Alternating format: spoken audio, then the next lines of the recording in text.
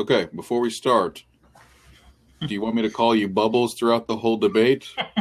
No, just Matt's fine. Matt's fine? Okay. All right. Yeah. All right. I just want to check. I'm accommodating.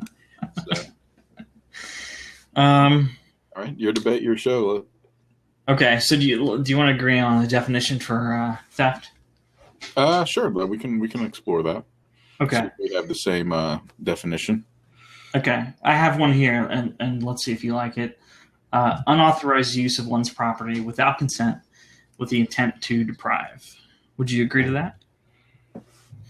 Sure. Unauthorized use of one property with the intent to deprive someone of that property. Without consent. Without consent. So, just yeah. So you take their property with no consent and with the intent to deprive them. Deprive them of that property. Correct. Okay. Yeah, let me. Yeah, we can do that. Mm-hmm. Unauthorized use of property. I'm just making some notes here. Okay. Property.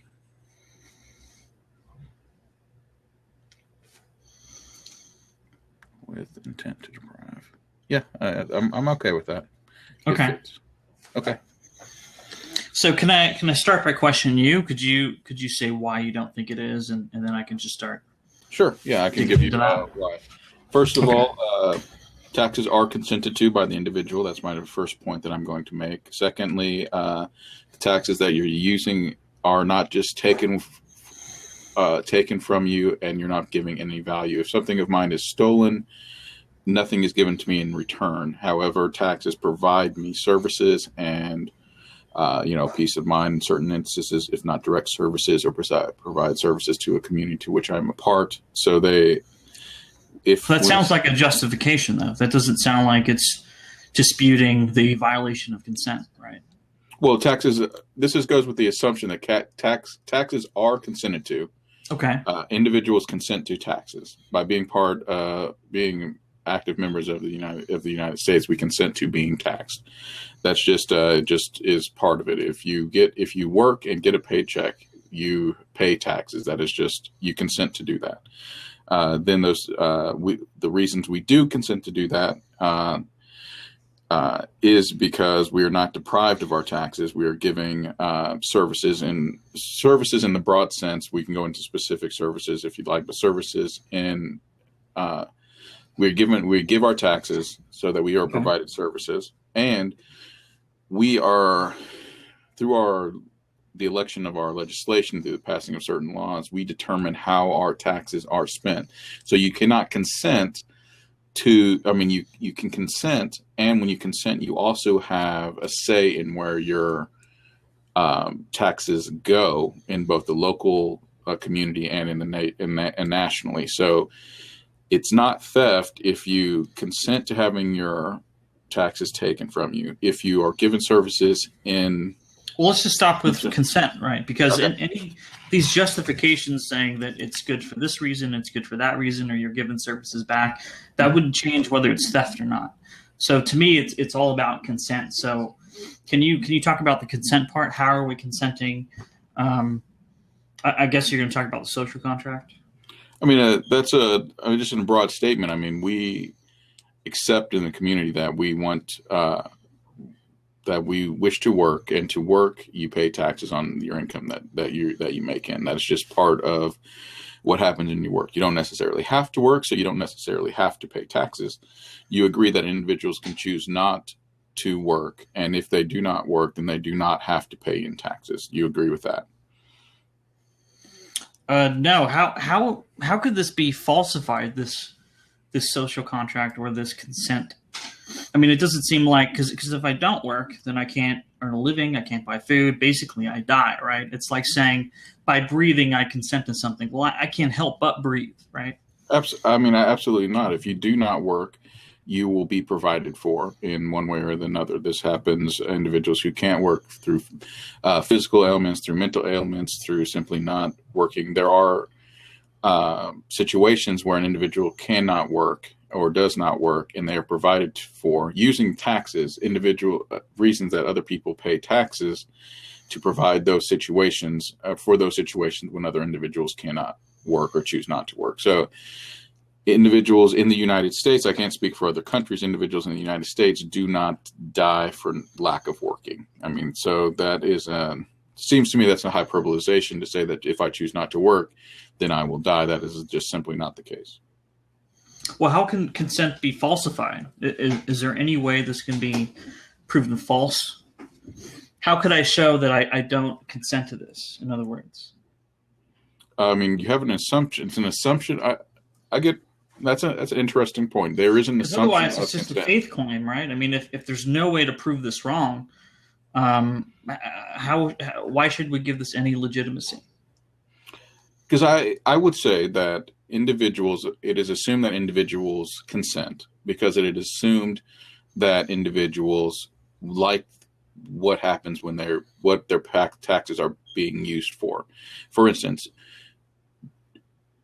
if someone is choking and they pass out, do you assume that the individual consents to have medical treatment done to them? They are unresponsive. Do you assume consent? Sure. You assume consent because otherwise it would be detrimental to their health. Sure. So with the individual, we assume consent because not paying taxes would do an elimination of services that are essential to a good health for the individual. So any rational individual will want to consent because But isn't this situation different? Because I can give you my explicit consent. I could say I do not want these services. So why add this additional layer of interpretation to say, well, I think you would die if you didn't get these services. Therefore, I think you're consenting to it. Why not just accept the fact that I'm saying I don't consent? Because you can't say I mean, you most certainly can. You can say I'm not going to use roads. I'm not going to use any public funding. I'm not going to do. You could pack up your stuff and go live in the woods on public property, and you could say that I'm not going to use any public services at all. Well, you'd be living in the woods on public property. So why would I move? Huh? Why would I move? Well, I mean, you pay property taxes. So if you're not going to pay taxes at all, if you're not going to consent to property taxes, then you're going to be evicted from your home. So you're saying I don't.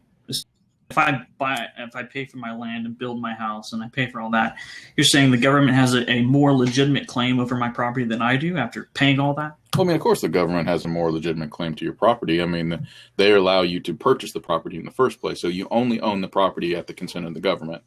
If the government decides that you aren't worthy of that consent or you're not worthy of that property, then they can take it away from you. If you fail to pay your taxes, then they're going to take your property for your back taxes. I mean, the cost that you're incurring for society must be. But how do they have a legitimate claim in the first place in order to sell me that land? Right? Because if you look at Nevada, 75% of it's uninhabited. How do a bunch of bureaucrats in Washington somehow own Nevada? Like, how does that work?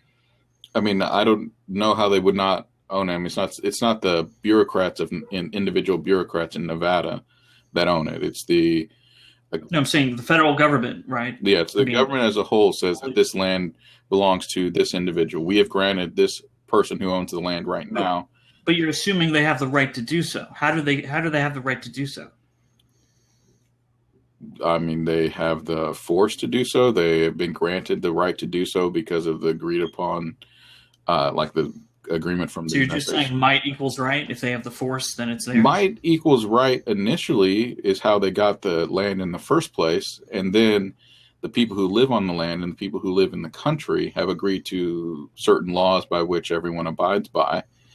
Well, this is just assumed, right? You keep saying people agree to this and they agree to that, but this is just assumed to be true. How do we know that, right? Well, I mean, we know that because we know that because individuals elect bureaucrats. They elect politicians that go and form these laws, and so through their election. Not everybody. What do you mean? Not everybody. You said individuals do that. Not everyone votes, right? The majority of people actually don't vote. Yeah, but everyone has the option to vote. So you can choose to abstain, but choosing to abstain is the same as saying I allow things to go as they will. I accept whatever the consequences is. So if you choose not to vote, you're saying I choose to go along with whatever my fellow citizens decide is going to be the best course of action. You can choose to vote, and you can be voted against you. But if you choose to abstain, then you still have a responsibility. Not making a choice is still making a choice. All this is assumed to be true, right? Again, there's this additional interpretation. It's not assumed to be true. I mean, it is true that people vote or don't vote.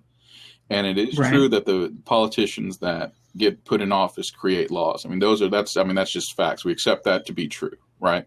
So politicians are voted in based on whether or not people vote. So people understand that if they vote, then they're voting for a politician that shares their particular views and will form laws in the particular way that they want the laws to be formed. They vote for that individual. Those individuals they make the laws. So by voting for the individuals or not voting, or however, you're consenting to be governed. So by your action, you are consented to be governed. I mean, you're granted the opportunity to be a part of the process. If you choose to abstain, you're still part of the process. So you can't, there's no way. How does that follow? Because choosing to abstain means that you're accepting whatever the outcome is. So if you say here's your voting, you have the opportunity to vote for whoever you wish.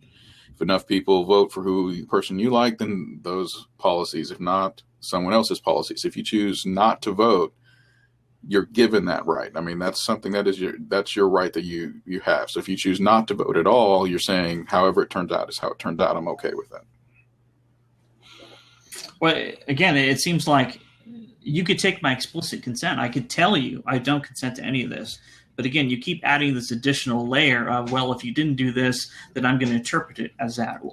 Again, why are you valuing this additional layer of interpretation and not just take my explicit? I guess I just don't. What do you mean? Like, how would you envision like an explicit asking whether or not you consent? So you're saying like someone from the government come to you and say, do you consent to be taxed? And if you sure, I mean that's how every other service is done, right? No, it's not how every other service is done. If your house is burning down, they don't come and ask you, would you like us to? Well, the government doesn't do that. I'm talking about just regular goods and services, right? You don't receive a service unless you somehow go online and buy it, or if you go to a restaurant and you order food, right? I mean, but the government is not a service. This government is not a service like the free market. It's not the provide services, right? But these are not the same. You can't say a restaurant is not the same thing as the fire department. The restaurant is not the same thing as the roads at which you drive on. I mean, those. Well, it's a different type of service, right? I mean, why not just say it's like car insurance or something, right? Where if your car breaks down, you have car insurance, and I can explicitly, consent to having Geico or State Farm, and I can actively go and sign up for their services. But you can't okay, that's a good example. That's an excellent example that you're using. In the state of Tennessee, you're mandated. I don't know where you're from, but you're mandated by the state of Tennessee to have car insurance. You must have car insurance. If you do not have car insurance, you're committing a crime. Okay, so are you saying then that having car insurance is some sort of form of theft? No, the reason that it's mandated that you have car insurance is for the protection of others and for the protection of yourself. Well, car insurance isn't theft itself, but you are being forced to pay for a service. Taxes is the theft part. This is sort of like just mandated law. I mean, but taxes. Right? I mean, you have to accept that taxes are not theft because they are. I mean, first of all, it's legally not theft. Secondly, that it doesn't meet any of the requirements. Well, legalized theft. That's the title of the debate, right? I mean, but it's not. I mean, I guess I don't know how you say it's legalized theft. It's not legalized theft. It's not theft at all. You're saying that an individual doesn't consent. A person who says, "I don't want the government to take my money," right? Will be given. Insurance when they get over a certain age, will be provided benefits if they were to no longer be able to make a certain amount of money, or they needed health care, or they were not able to afford their health care. They will be given those health care. So the fact that a person says, I don't consent, but then if a situation comes up where they're going to be using money that's funded by taxes, that money is not going to be denied to them. So you can't, no individual will say, let me starve to death if I can't afford food. So the government can't allow an individual to do that. That's irrational. So it's assumed consent for taxation, and right. I mean, So wait, hold on. What? So just run this by me again. Why can't I say I don't want any government services and choose not to pay it? Well, first of Why is that again? all, that's impractical. You can't use zero government services, right? You can't not use things that the government at least subsidizes, at least provides. I mean, there's nothing that you can't live in a way in which you don't use government services. Do you agree with that? It would be difficult now because they've been doing it so long, right? But it's not a justification that, well, because it would be difficult, let's let some people do it, let some people not. I think people shouldn't be forced to do it at all, and then eventually we could have like a voluntary services we can take. I mean, I would say that it would be worse than. It's not easy because they've been doing it for long, right? Like if we had a mafia that provided infrastructure and police and military, and they did it for 100 years, and it's so intertangled into society. Would it be easy for them to say, you know what, I don't want mafia services? Would it be easy for them to stop using it? Probably not. But the difference, it doesn't justify it. The difference between the mafia and the government is the government has a responsibility through this contract that you brought up to protect to protect its population. The mafia doesn't, right? The mafia doesn't have an elected officials that the individual elects. I didn't say that, right? I mean, you're just assuming that this is a really bad mafia. I would say a very smart mafia, right, would be one that had this imaginary. Then it would be indistinguishable from a government. So I mean, if you have a mafia that's I mean, so then you're just calling it the government a mafia. So it's just there. It just doesn't seem like okay. So now I guess you have my position. So why do you think that it is theft?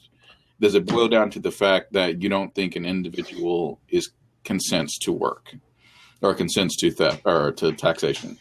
Well, I just don't see how it follows that if you choose to work, therefore you are somehow required to pay some third party. I don't see that part.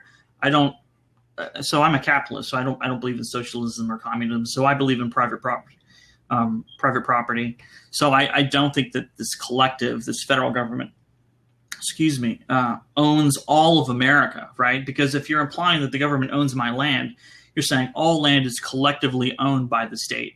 And in your worldview, yes, taxes would make sense because there's no such thing as private property. We're all paying basically rent to live in America. Whereas I guess fundamentally, maybe I disagree here, but I'm a strong advocate of property rights, and any fee levied against private property is simply, a form of coercion or extortion or theft. Okay. Well, I mean, I think that is a hard position to justify the idea that you have personal property. Right. In your view, then you would say that you should be able that roads don't make any sense, that you shouldn't have public property like roads, common roads. Well, I don't think public goods exist.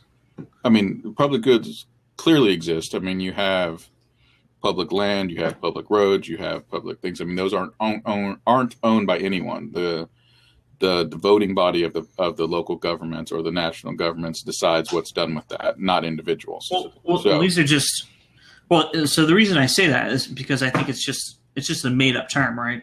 All these services the government provides. If these were provided to an individual, no one would say it's a public service, right? If I hired a Marine to protect me all day, no one would say, well, that's a public service, right?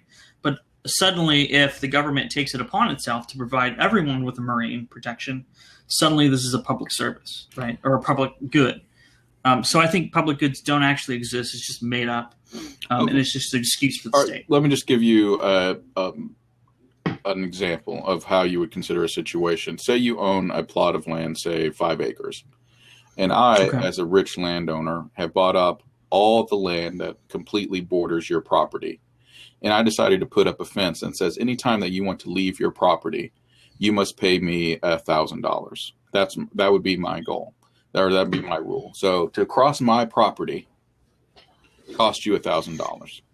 There's no public land in your view. there's only my land, there's only your land, and I have decided that for anyone to cross my land costs them a fee of $1,000 every time they want to do that. Do you think that that's reasonable? I don't think it's practical. I don't think anyone would actually enforce that. I mean, right. I mean, if, I would if be you able had to to. make It's the my case, it's my land. I would enforce it, right? If there's no one to protect you, if there's no government to protect you, I would say you try to cross my land and you don't pay me $1,000, then I'm going to shoot you for trespassing. so I'm protecting my own land. does this example just exist in a vacuum, or is there society too? Because again, I don't think any society would go with this. No protection agency would side with the person that's just a troll and builds around you. You're exactly right. What would happen is society would come together and say, we're going to make some property public property. We're going to have a road that connects everyone's property, at least by one access point, and that is going to be freely traveled. So in order to use this road and maintain it, you're going to... I don't think that follows, but go ahead. You don't think that in a society like that, it wouldn't you wouldn't come to some sort of agreement about public... you'd come to an agreement. About public property. But this thing would be figured out, I think, beforehand, right? Either the people selling, either any type of real estate business, right, that sells a plot of land is going to give you some guarantee that people just can't enclose you. Any protection agencies are not going to, it would be sort of, there would have to be precedents, right? This wouldn't be the first time, or maybe it is, but there'd be precedents for something like that where people would know that wouldn't be enforced. I just don't see how that's rational to assume that. I mean, in my position where you have agencies that protect your investment that you pay your taxes in, you have the government will come in and protect you because you're part of the system. It makes sense that you would have that protection in a private world where there's no government protection and you don't pay taxes into. Why would anyone come to your aid if you're not already paying? If you're not already investing in protection and a protection of your rights, why would anyone come to you in order to protect your rights? Well, again, I don't think it would be enforced, right? So let's say as the property owner, maybe you try to enforce it with whatever weapons you have, but I don't think you would get any protection agency to side with you. I don't think the public at large would side with you, which means that you're basically going to ostracize yourself and no one's going to trade with you. I don't think anyone would go along with it. Okay, and I'm not sure how that. But I feel like we're getting really. Let's go back more to like. Okay, I'm trying to. We're a little out there. I'm trying to lead you to the point where you understand that in any situation that you're describing, you're going to come to a collective agreement, and that agreement is going to involve a small investment by every member that's involved. In one form or another, every single member of every single community is going to make some sort of investment that allows for this free transport of goods, or allows for the protection of a fire department. So your any situation that you come up is going to involve a form of taxation, right? That whether or not you ever use it, you're going to have to pay in on the chance that you do use it. Well, are you just describing insurance? Because again, insurance is voluntary, right? You either choose to have insurance or you don't. If you don't, then you don't get those services. And that doesn't work in societies. Okay, that doesn't work when you're describing a situation where if your house were to catch on fire and you haven't been paying into the community fire suppression fund, or you haven't been doing your time, or whatever your investment is. Okay. Then you're saying that they would just let your house and your property burn to the ground. Well, so it depends on what service we're talking about, right? So obviously, I don't think in the case of fire, first of all, I think you have somewhat of a straw man here where you're taking one particular monetization model, let's say the subscription fee, right? And you're saying, because this doesn't make sense in this situation, therefore the whole thing doesn't make sense, right? So first of all, I don't think any fire department or fire service is going to be subscription only, right? There are locksmiths that will come to your house. You don't need a subscription to locksmiths to unlock your door. You just pay a premium, right? If you have a plumbing incident at your house, you just pay a premium. You don't need necessarily insurance for this. So there's going to be multiple, let's say, business models for firemen. And then secondly, it doesn't make sense because depending on how you're paying the firemen, let's say if that service is being contracted out by like an insurance company, it doesn't make sense to let one house burn and then suffer the insurance of having to pay out to all these other customers, right? It would be cheaper, I would think, to just put out the one house rather than repair everyone else's house. So it depends on the situation and the business model.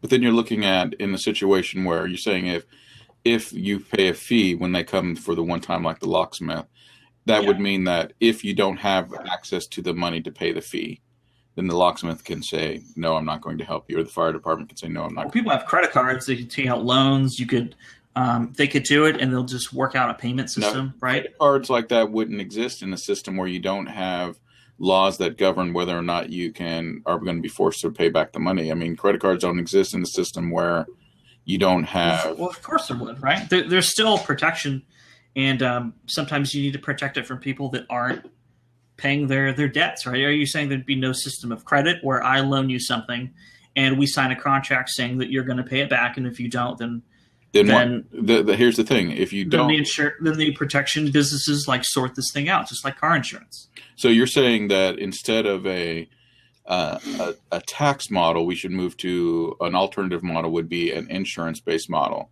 So every person has an. I'm not advocating any particular. I'm just saying any alternative to taxes is impractical, and is my position that, and the things already exist. I mean, it's definitely impractical now, and it would have been impractical in the beginning, and you would not have the same services that you do now. So I guess what service would you not have? You wouldn't have public roads. You wouldn't have. So no one would want to drive their car if there wasn't government. No one would want automobiles if there was no government. They wouldn't want. They would want roads only to go where they would like to go. So so they would only want a road from their house to their work, or from their house to the store. So they might pay for those little bit of roads, but they wouldn't pay to places they don't normally go. Well, they'll eventually have to go somewhere that they don't. Which would be economically efficient, right? You don't want to build roads where people don't want to drive there. But the point is that people drive unexpectedly. People would not go certain places. People would. Where would they not go? You would have, well, for instance, if you wouldn't have the same sort of shopping centers. If you were a specialist in a certain goods, or you had certain goods, you couldn't build a road to everybody's house, right? And no one that doesn't know that, right? Because it would be prohibitively expensive, right? But whereas now we build roads everywhere to go to any little backwoods now has a paved roads, which wouldn't be economically efficient, because if you're spending too much money here, that means money has to come from here, right? But it is economically efficient because people go to those places. So people go there, even if they don't go there very often. Well, do they go there because there's roads going there, or there are some people that go places because they have ease of access, that if it was harder to get somewhere, they wouldn't go. I mean, you agree with that. You agree that people travel. I mean, surely you would agree that interstate travel between states is much easier now, and is much easier with the interstate system that has to be governmentally funded, because it crosses state lines. I mean, individuals wouldn't pay to have the interstate system. So that is a system that eases travel. You're straw manning by picking one particular business model and saying, no, I'm trying to point out that every single model you pick, I mean, you can't pick a model where it wouldn't work, where taxes is not better. I mean, the situation, So how is taxes better then? How are taxes better? Any system that you have that is given to everybody, that people have, if you're an American, you have access to the interstate system, to the road system. If you're an American, you have access to the fire department in your local area. You have access to the police department.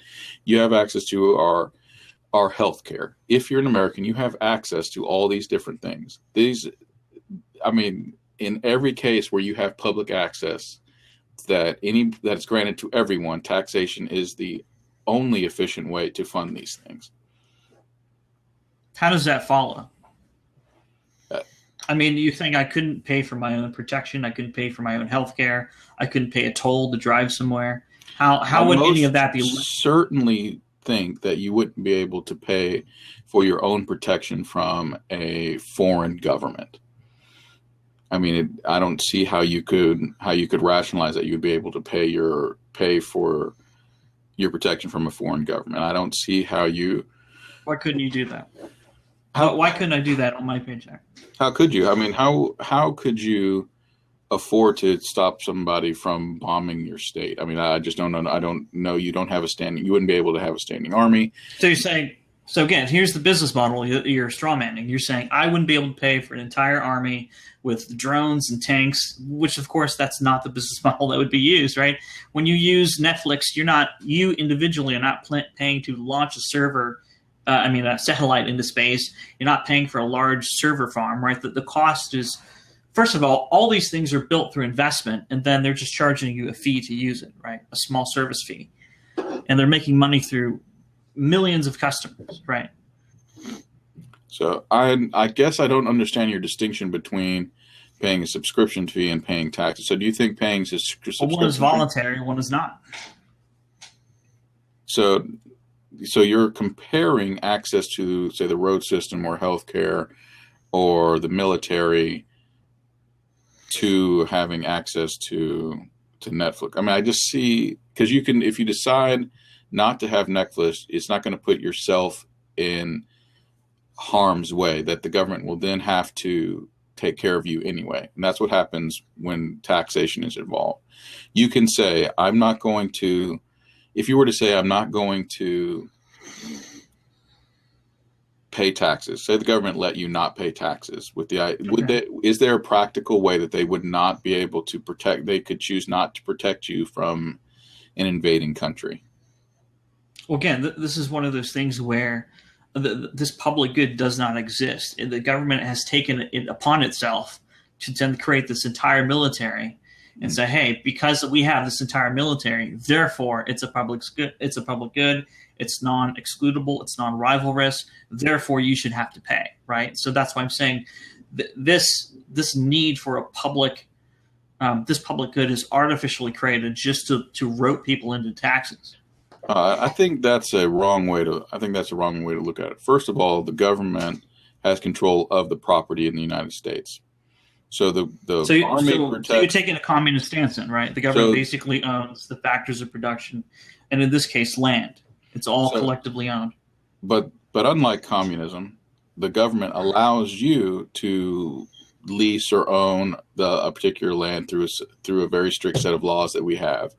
That as long as you don't break these sort of laws, or as long as people would use the land in communism, right? The government would ration out parts of land, and depending on your ability to use that land, if you're a good factory, if you can run a factory very well, it would allocate a certain amount of land to you so you can run the factory. Right? But our government does not do it like that, right?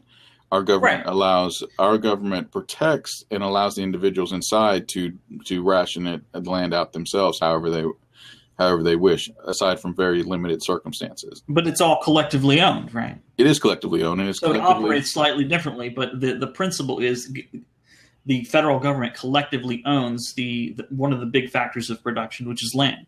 And since you live on the land and want to have the ability to do what you wish on a certain set of land, then you would in order to have that ability, you consent to have a portion of your wages being sent to the government, right? That's your worldview, right? So that's what I'm saying. The taxes for you is not theft because you don't believe in private property at the end of the day. To you, all land is collectively owned by the state. And yes, taxes in that situation would make sense because private property doesn't exist. You can't steal what you don't own, right? Someone can't steal from you if you don't own it. And so, yes, taxes would make sense. But I'm saying for me, I believe in private property. I don't think that a bunch of bureaucrats in Washington, D.C. somehow can own, like, let's say Nevada, for example, can somehow own the entire state of Nevada when most of it's uninhabited, and I pay a fee for my land. I pay to own it. I pay to build my house. And yes, maybe if you went down the chain of events, the person who bought that virgin land had to buy it from the state. But that's only because the government, through the use of force, is claiming it as their own. But it has no legitimate ownership of land.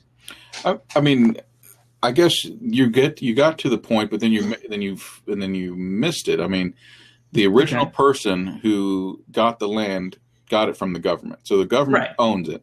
And the government says, here, we own this land. We're giving this But individual the opportunity to do what they wish right. with this portion But of you're it. assuming that that ownership is legitimate, that the government has a legitimate claim over that It land. has the And I'm only, it disputing that. has the only legitimate claim. That's what I mean. There's okay. What other legitimate claim besides literally possessing the land? But you're assuming they possess it. How does an abstraction of people own something that's uninhabited? Because it's part of their property. They defend it. So they defend it, and if they use it as they wish, they grant it and allow people to use it if they wish. If they wish to take it back, they most certainly can take it back. So what if I successfully secede from the United States and I fight for my parcel of land? Is that land now legitimately mine, or did I if you're able to defend steal it from the government? If you're able to defend your area from the U.S. government, then that land is legitimately yours. If you're able, I mean, that seems to be you would have. I mean, it boils down, like you said, if you have the might in order to prevent the government from taking the land back to you, then you have legitimate ownership. You have it, and no one can take it from you. So that is the only measure of ownership, right? That you have the land and no one can take it from you. So that is legitimacy. I mean, I don't know how. So then, would you advocate then the U.S. go around to the world and just conquer small parcels of land? Because in your view, that would be a totally legitimate way of taking land, right? I mean, governments. So why not do that? Right, I know they do it, but would you be an advocate of that? It's not practical for the United States to do that. I mean, if there were a situation where why not take a little bit of land, a little bit of Mexico? Why not take a little part of it? I mean, in your worldview, that would be completely legitimate, and you would have no moral problem with it, right? Because might equals right. If you're saying, do I think that it would be wrong for the government to take part of Mexico if they could do it and have no? If they could do it, yeah. I mean, I don't see how I don't think that would be wrong. I don't know that there would be any motivation if they had the appropriate motivation to do that. Then certainly, I mean, what if they just? But you're saying land ownership, legitimate land ownership, doesn't depend on whether something is morally right or there's no such thing as property rights. You're just saying if they have the force to do it, it's legitimate. So why not do it? I feel like that is what has happened throughout the history about U.S. history. Right. I mean, so that is the case. That is the fact of the matter. You're trying to present the idea, and I'm saying it's illegitimate, and you're saying that it is legitimate because might equals right. So I'm saying why not continue that? If there was a certain reason or a certain benefit to you, I'm certain that the government would do that. I mean, let's say this then. Let's say the government, just for there's no good moral reason, right? Let's say the government decides to kill everybody in a little part of Mexico, close to the Texas border, and the government claims that. So is that land now legitimately part of the U.S. United States? I mean, they just kill them outright, but might equals right. That seems obviously true. Like if we have where the Mexican border is, and we kill everybody for 100 miles, and then we put the border there, then that's the American land. I mean, that's their property. If it can't be taken away from them, if they own it, I mean, obviously that's the American land. I mean, I don't know how it would not be American land.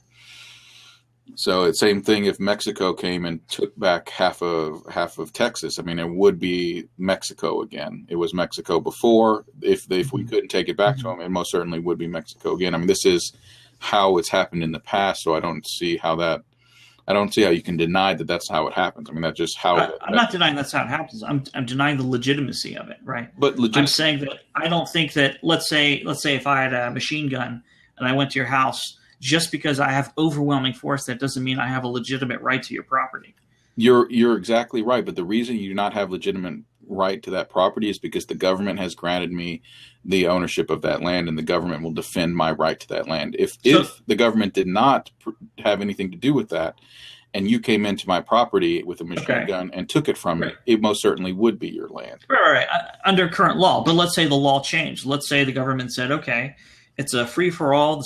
Let's survival of the fittest, right? According to your worldview, if that was legal, I could go to your house with a machine gun and take everything. And you're saying, absolutely. I mean, to your worldview, that'd be legitimate? I mean, I don't see how that would not be legitimate. That's precedence. That's practical. Anything that would there's no reason why that wouldn't be legitimate rule. I mean, how would I, if I can't take it back from you and I can't defend it, and you decide you want it and that it's yours and you're able to force me off of it, then you own the land. I mean, there's no. Okay. I mean, it doesn't seem like would be what higher legitimacy would there be? I mean, I couldn't appeal to your softer side and say, could you please give it back to me? I mean, there's no appealing there. You are the final legitimizer because you own the land. I don't think we'll get anywhere with property. So let's make it. Let's change it up a little bit. Let's say you have a strong man and there's a woman, and that man has the power to overpower her and rape her. Okay, would that be legitimate? Because he has the power to do so. He has the strength to do so. I mean, that's why in modern society, no, that would not be legitimate. But let's say it's legal. Is that right? Because he has the force to do so? He's capable of doing it? If he's able to do it, then I'm not sure how anyone, I'm not sure. In other words, do people have self-ownership over their body even if they can't physically defend it? I don't see how you would have self-ownership of your body if you're being able to force to do things that you don't want to do. That seems fairly obvious. If I'm able to force you to do something that you don't want to do, you don't own your own body, right? That seems pretty fair. A fair description, right? I mean, I don't see how you can deny that if I'm forcing you to do something that you don't want to do, how do you can say I control my own body, I have ownership of my own body? I think you can have ownership of it, but obviously someone can overpower you, right? So if someone can overpower philosophical ownership, right? I'm not saying physical. If I say I physically own this basketball and you take it away, then obviously I don't physically have it. But I'm saying in a natural right sense, so I philosophically own something, and yes, you can overpower me to take it, but that doesn't mean that it's yours. Well, then I think that's a watered down definition of own. You may still be you, but if you can't control your own actions, then you don't own your own actions and you're not free. So you may be you're the same individual, but you're not free, right? I mean, that seems fairly straightforward. That's why we have laws. That's why we have laws to protect it. And that's why we need something like taxation to protect those individuals. Because if you don't have an objective outside body that can come in and grant you certain protections, then you're open to the situation you're describing. You're open to force and might equaling right in minor situations like that. The government provides the necessary stability, provides the necessary laws and regulations, and in order to fund that, you would gladly accept taxation in order to preserve your personal autonomy. Well, I mean, again, all these things are presumed to be true, that there would be no society without the state. There'd be no society without government protection and government schools. But again, I think that's going to take the debate further from where we're trying to go here. Let me see. Hold on a second. I have some questions here. All right. We have just 1 minute and 10 seconds. Oh, okay. So, well, let's go to the services thing. Let's attack that, because I think we basically have fundamentally different views on property rights. Sure. And I don't think we're going to do anything there. But you say the government gives us valuable services. How can you say these things are valuable without choice to accept them, right? Like if I put a gun to your head and I say, take this Buick, you can't argue and say that Buick has value to you if you're forced to take it, right? Value can only be determined if you can voluntarily choose it or not. We can't determine value if we just force you to take it. Sure. I mean, you're just talking about practicality. I mean, if you're needing to get from point A to point B, you're not being forced to use. You're provided a convenience, provided a services, but you're not being forced to use the road. I mean, the road is there. You're welcome to use a different route, but why would you? It's simpler and easier to use the road. So same with certain. I mean, I just. But again, you can't say these things. You can't say you're giving me something of value if you're not letting me choose it. But it's a. Again, Well, it's like me giving you